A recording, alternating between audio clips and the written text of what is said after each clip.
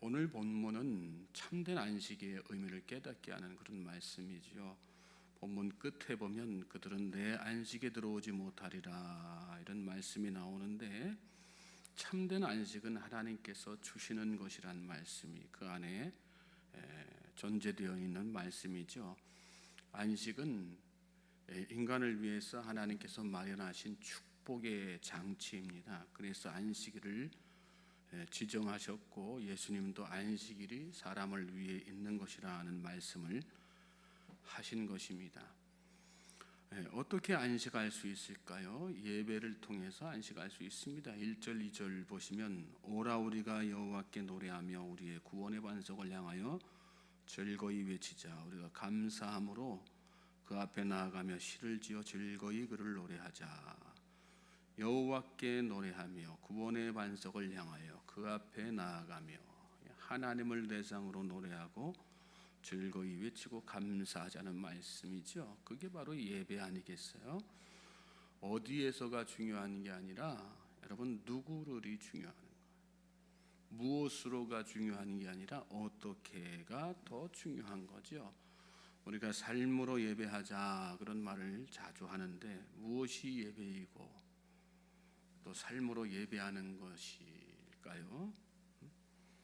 하나님을 찬양하고 감사하는 것이 예배입니다. 주어진 삶의 자리에서 하나님을 찬양하고 감사하며 사는 것, 그것이 예배이고요.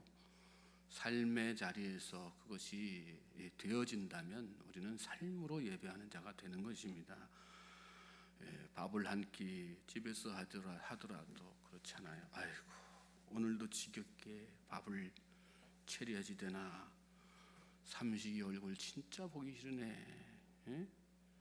그게 아니라 주변에 삼시세끼 차려 먹지 못해서 끼니 걱정하는 사람들 너무 많은데, 이렇게 걱정하지 않고 차려 먹을 수 있게 해주신 하나님 감사합니다.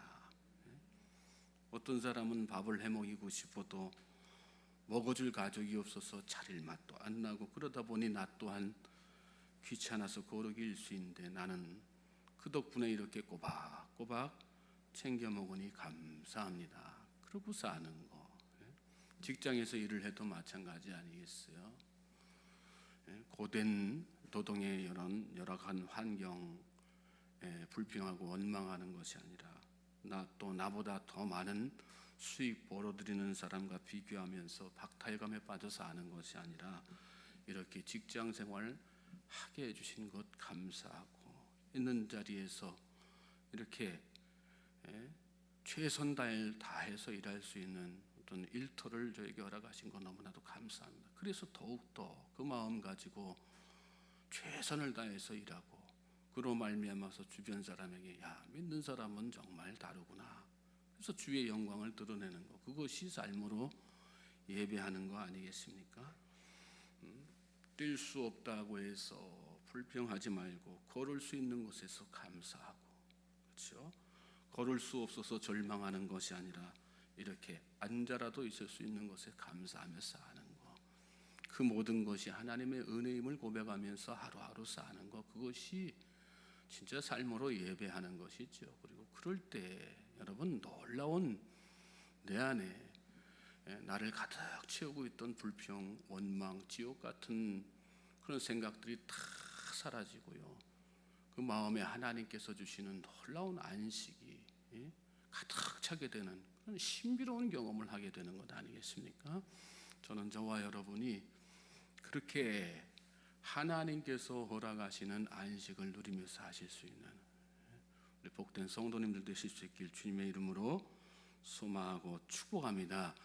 또 우리 눈에 보이는 주변의 모든 피조물들 속에서 하나님의 크신 섭리와 능력을 바라볼 수 있는 것, 그 안에서 하나님을 바라볼 수 있는 것, 그래서 찬양하고, 그래서 그 경륜에, 그 신비에 감사하고 하나님 앞에 영광 돌리는 것, 그게 바로 예배고 삶으로 예배하는 것이죠. 3절 6절 보시면, 여호와는 크신 하나님이시여 모든 신들보다 크신 왕이시기 때문이로다.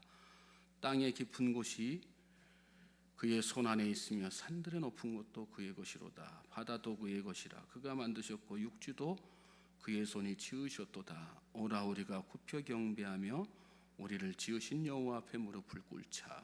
이 시인이 여기 고백하는 하나님의 행하신 모든 일들, 태초부터 있던 사람이 아니죠. 눈으로 본 사람이 아니지 않습니까? 그러나 자신의 눈앞에 펼쳐진 그 모든 환경들 가운데에서 이렇게 하나님을 발견하고, 그래서 하나님 앞에 감사하고 찬양하면서 예배하고, 또 그런 가운데 하나님께서 주신 안식을 정말 누리는 거죠. 땅의 깊은 곳이 그의 손 안에 있으며, 땅을 바라봐도, 눈앞에 땅을 바라봐도 그 깊은 곳에 하나님의 손길이 있구나 라고 하고 깨닫는 것. 저 멀리 산을 바라봐도요, 그 높은 곳에 하나님의 놀라우신 창조의 능력이 다 있는 거예요. 야, 저렇게 높은 산 하나님께서 다 만들어 주셨구나. 이제 우리가 무더운 날씨가 다 지나가면 가을철이 될 텐데, 가을철에 가면 여기저기 단풍들이 다 피지 않습니까?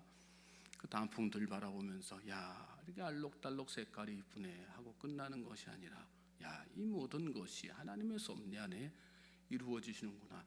어떻게 하나님은 이런 아름다운 색감을 이 자그마한 나뭇잎 하나에 이렇게 다 들이우셨을까?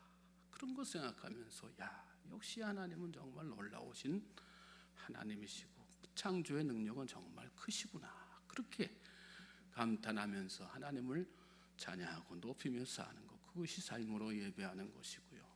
또 그럴 때 진정 하나님께서 주시는 참된 안식을 다 누리는 거 아니겠어요? 그 안에서 크신 하나님을 발견하게 되니까, 그래, 이렇게 이 모든 것을 창조하신 분이 하나님이시라면 내 삶이 노쇠해져 간다고 한들 무엇이 걱정일까? 하나님이 궁극적으로 나를 아름다운 인생으로 만들어 가실 건데, 내 인생 하나님께서, 내 환경은 지금 너무나 또 열악하고, 또 세상 사람들과 견주에 비교해 봤을 때 견줄 만한 건 못 되지만, 그러나 내가 하나님의 백성인 것으로 말미암아 하나님께서 내 인생을 정말 아름다운 인생으로 끝맺게 하실 건데, 무엇이 걱정이고 무엇이 염려이고, 그러면서 하나님 앞에 큰 영광 돌리는, 그것이 삶으로 예배하는 것이고요. 그럴 때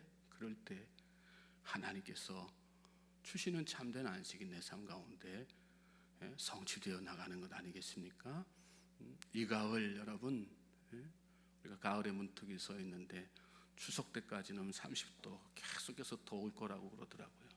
이 더위도 그냥 언제 지나가나 하지 마시고요.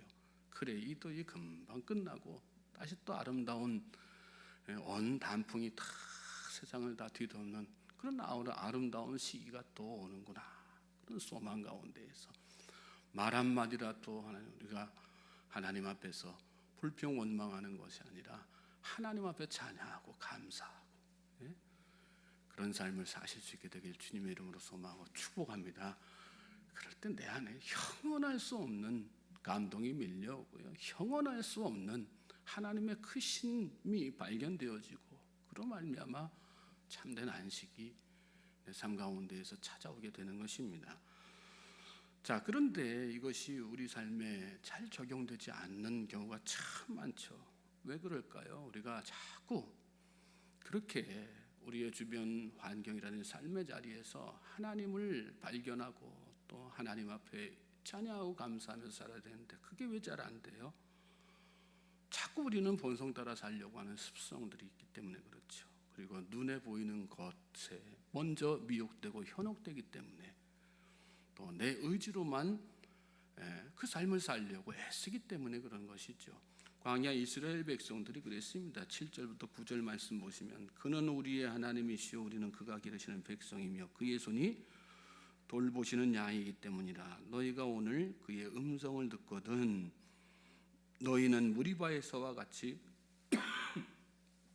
또 광야의 마사에서 지냈던 너희와 같이 너희 마음을 완악하게 하지 말지어다. 그때에 너희 조상들이 내가 행한 일을 보고서도 나를 시험하고 조사하였도다.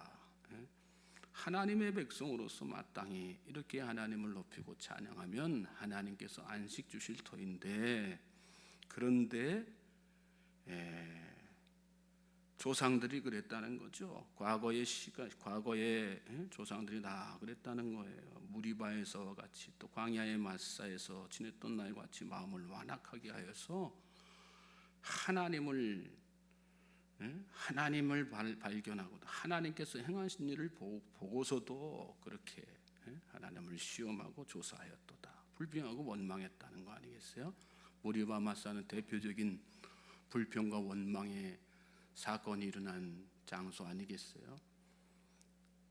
그러면서도 왜요? 주어지는 환경을 바라보았기 때문에 하나님, 일하시는 하나님, 모든 상황과 환경 가운데 일하고 역사하시는 하나님을 바라본 것이 아니라 하나님께서 그렇게 일하심에도 불구하고 그것을 바라본 것이 아니라 눈앞에 있는 환경을 바라보았기 때문에 또 자기 본성 따라서 이렇게 죄악 가운데 탐욕 가운데 살았기 때문에 그렇다는 얘기죠. 또 모세통에서 이렇게 반복된 하나님의 말씀을 전해 듣고도 어떻게 해요? 내 의지대로만 살려고 했기 때문에 그래서 그랬단 말씀입니다. 우리가 예수님을 바라보아야 되는 이유가 바로 여기 있습니다. 여러분, 우리의 눈은 자꾸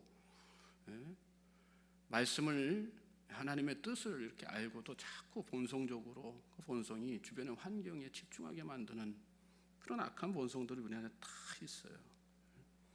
그리고 우리가 말씀을 통해서 교훈을 받아도 그것을 자꾸 내가 의지적으로 내 생각으로만 뭔가 해야 되겠다 그 생각할 때가 참 많습니다. 그러다 보니까 우리가 자꾸 실패하는 거예요. 우리 눈은 자꾸 환경에 사로잡히고요. 또 우리 마음은, 우리 의지는 쉽게 깨지고, 그러다 보니까 삶의 자리에서 하나님을 예배하고 찬양하고 감사하면서 하나님께서 주시는 참된 안식을 누리는 인생이 아니라 여기 이스라엘 백성들처럼 하나님을 근심하게 하는 인생, 여기 말씀에 그런 말씀이 나오지 않습니까? 그 뒤에 하나님이 40년 광야 생활 동안 그들을 바라보면서 근심하셨다. 그 뒤에 말씀에 그런 말씀 나와요. 그러다 보니까 그 인생이 결국은 하나님께서 허락하시는 안식에 들어가지 못하는 그런 인생으로 전락하고 만 것 아니겠어요? 예수님을 바라봐야 됩니다. 또 내 의지대로 하지 않고 성령님의 도우심을 받아서, 예수님의 도우심을 받아서 예수님의 뜻대로 사는 그런 인생이 되어야지 되는 거예요. 그래서 오늘 우리가 새벽에도 열심히 하나님 저를 도와주시고 내 안에 신 성령님께서 나와 함께 해주십시오 기도하면서 나아가야 되는 것 아니겠습니까? 예수님은 수고하고 무거운 짐진 자들아 다 내게로 오라 내가 너희를 쉬게 하리라. 중요한 말씀하셨어요. 수고하고 무거운 짐진 자들은 어떤 것이에요? 하나님께서 예비하신 안식을 주어진 환경 바라보면서 누리지 못하는 그런 인생들 아니겠습니까? 그때 예수님이 다 내게로 오라 그 말씀하셨어요. 예수님에게는 나아가 하나님께서 주시는 참된 안식을 누리라는 그런 말씀 아니겠어요? 저는 저와 여러분이 오늘 이 하루도 오직 예수님을 바라보면서 사실 수 있길 바랍니다. 예수님을 바라볼 때 예수님을 통해서 내 의지가 아니라 예수님을 통해서 하나님께서 주시는 참된 안식을 누리고자 하는 그 믿음으로 나아갈 때, 그럴 때 우리 삶에 누려지지 않던 안식들이 다 누려지는 놀라운 역사가 일어나게 되는 것입니다. 감사로 제사를 드리는 자가 나를 영화롭게 하나니 그의 행위를 옳게 하는 자에게 내가 하나님의 구원을 보이리라. 시편 50편에 또 이런 말씀을 묵상한 적이 있어요. 하루하루 예수님을 바라보면서 이 하루도 감사하며 사실 수 있는 그런 우리 모든 성도님들 되시길 바랍니다. 11절 말씀 보시면 그러므로 내가 노하여 맹세하기를 그들은 내 안식에 들어오지 못하리라 하였도다. 어리석은 인생, 본성 따라 살고 눈에 보이는 것만 쫓아 살고 내 의지대로 하여서 결국 이렇게 하나님의 택하신 백성이지만 안식을 안식에 들어가지 못하는 인생이 아니라 예수님을 바라보면서 예수님을 통해서 성령의 능력으로 하나님께서 예비하신 참된 안식에 들어가실 수 있는, 그래서 이 하루도 정말 기쁨 가운데, 환경을 떠나서 기쁨 가운데 평강 가운데 사실 수 있는 우리 모든 성도님들 되시기를 다시 한번 주님의 이름으로 소망하고 축복합니다.